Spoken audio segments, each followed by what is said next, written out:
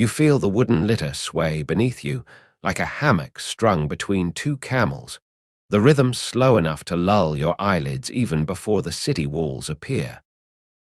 The air thickens, jasmine and horse sweat braided together, drifting through the gauze curtains that brush your cheek.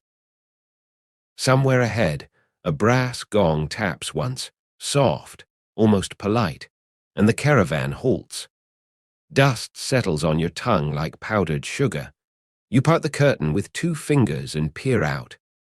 Topkapi's outer court yawns before you, a marble mouth lit by torches that smell faintly of cedar and ambition.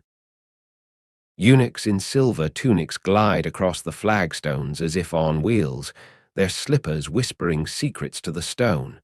One of them, taller, cheekbones sharp enough to slice baklava, spots you and lifts a single eyebrow in greeting.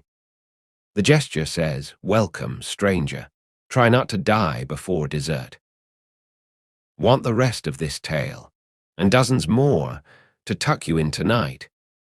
Hit the link in the description, subscribe to the channel, and let every full-length story carry you off to sleep.